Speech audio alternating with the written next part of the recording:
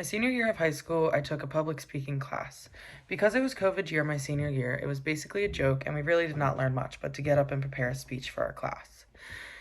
The difference between a high school level versus a college level public speaking class is insane. In high school, our speeches were about a sport we played or a class we took, and it only had to be 2 to 3 minutes, sometimes 4 at most. In the college level's public speaking class, speeches ranged from 5 to 9 minutes. Like this reflection video, for an example, can go up to 10 minutes.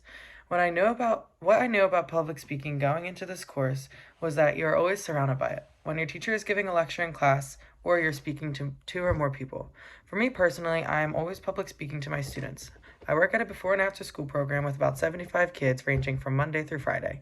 I'm the director of my program and take charge when it comes to directing the students to a new activity. With my first ever speech in this course, we had to write about ourselves. Simple and easy because you know yourself best. Something that represents your past, present, and future was what we wrote about on this speech. It's easy to speak about something you know and love.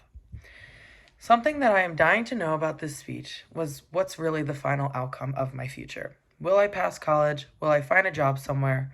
I always say that I want to teach elementary students for physical education, but I also know that I would love to teach high school at the same time. Will I wind up taking the different route or not?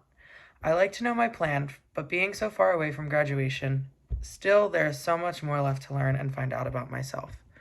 For our second speech, we had to demonstrate something. I chose to make a Caesar salad dressing. Step by step, we had to explain in detail how to do something.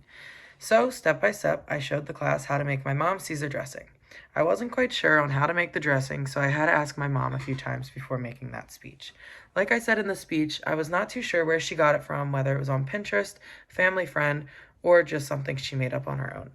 But it definitely is delicious, so I had to do it. A few things that I learned from these two speeches is that preparation for a speech can be extremely complicated, whether or not it's something you already know and love. For the first speech, I learned about myself more than I really thought I would. I learned that I take a lot of pride in my cheerleading career, and I never fit the standards of being a cheerleader, but I always knew my stuff when it came to it. Because of my strength, I was the main base and a box spot, which was and I was also a rock solid one-man stunter, which is where I'm the only person holding up a flyer. The muscle strength that I had compared to some of the other girls was such a key component to competitions because it would bring higher points to scoring, which would make our team win. I was also never the best student growing up. I would always use my ADHD as an excuse, and I would ignore assignments left and right. I realized that I would be hard on myself when I really shouldn't be, and I should be proud of how far I've come, especially in this course. As much of a public speaker I can be, it's different when you have to do it in front of a class.